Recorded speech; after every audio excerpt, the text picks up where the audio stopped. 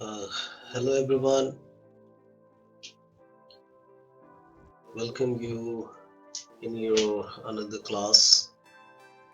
And in this class, we are going to learn the use of Git. Yes, I'm waiting for some more students. They want to join us at this class. So far, I am able to find there are 42 students. Just wait for 3 students and after that we are going to start. Don't you worry, if you are present, I'm going to uh, give you some more things because you are in the first of this class, means you started very early. So it's my responsibility to give you something extra. So सबसे पहले ये जानने की कोशिश करनी है हमें कि गेट की जरूरत क्यों है। गेट आमतौर पे हम ये जानते हैं इसका मतलब होता है पाना। और अगर फाइंड के बारे में सुने, फाइंड तो इसका मतलब ही होता है पाना। लेकिन इन दोनों में अंतर क्या है?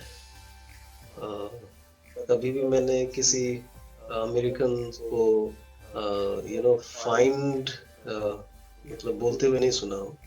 बहुत कम ही ऐसे लोग हैं जो कि फाइंड का यूज करते हैं। जैसे I found a book, find in the sense of search भी समटाइम्स दे यूज। लेकिन गेट एक ऐसा वर्ड है जिसकी मीनिंग मतलब 2-3 मीनिंग्स है। And we have to understand the fixed use of these formations. Means you can find many meanings are there of the word gate. चलिए सबसे पहले शुरुआत करते हैं गेट के verb forms के बारे में जानते हैं हम। As you know that every verb has 5 forms: verb 1, verb 2, verb 3, verb 4 and verb 5.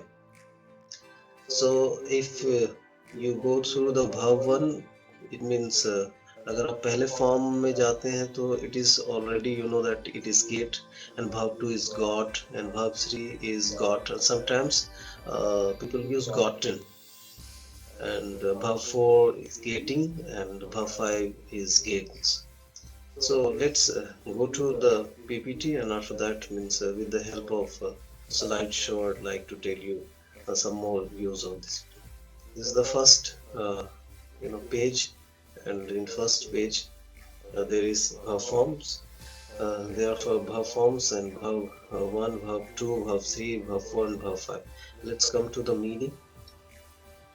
meaning of gate in Hindi. Get का मतलब सबसे पहला मतलब होता है होना, और जब दूसरे मीनिंग की तरफ जाए तो दूसरा मीनिंग होता समझना, तीसरा मिलना पाना, गेट का एक और मतलब होता है लाना पहुंचाना।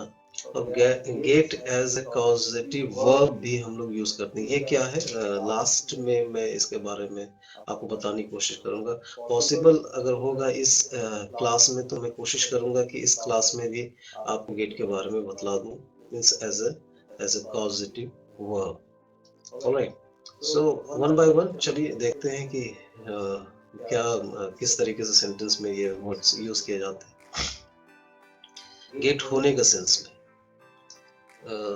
कोई चीज हो रही है, इट मीन्स हो रही है कि कोई काम हो रहा है या फिर कोई स्थिति बदल रही, कोई परिस्थिति, कोई कंडीशन अगर चेंज हो रहा है। पहले कंडीशन दूसरी थी, अब कंडीशन कुछ और हो रही है। इन दिस सेंस हम लोग गेट का यूज करेंगे। जैसे एग्जाम्पल आप देख सकते हैं, आपकी चाय ठंडी हो रही है, प्रेजेंट कंटिन्यूअस। इतनी भी ज्यादा कमजोर क्लास नहीं कि मैं टेंस बढ़ाना शुरू करूं, लेकिन फिर भी मैं बताता जाऊंगा कि इस टेंस में गेट का किस तरीके से यूज किया जा रहा है। आपकी चाय ठंडी हो रही है। सबसे पहली बात ये समझे कि ठंडी हो रही है, इट मीन्स इससे पहले वो गर्म थी। स्थिति, कंडीशन चेंज हो रही है। कंडीशन चेंज करते समय हमें याद रखना है कि कंडीशन अगर किसी चीज की चेंज हो रही है तो उस सेंस में हम लोग गेटिंग का यूज करेंगे, गेट का यूज करेंगे। So आपकी चाय ठंडी हो रही है, it means your tea is getting cold. Alright? मैं बूढ़ा हो रहा हूँ, कंडीशन चेंज हो रही है। पहले मैं जवान था, उससे पहले मतलब बच्चा था, और अभी की स्थिति क्या है कि मेरी स्थिति है कि मैं बूढ़ा हो रहा हूँ। मेरा गधा बूढ़ा हो रहा है, मेरा घोड़ा बूढ़ा हो रहा है, राइट, मेरे पड़ोसी बूढ़े हो रहे हैं। In this sense you can use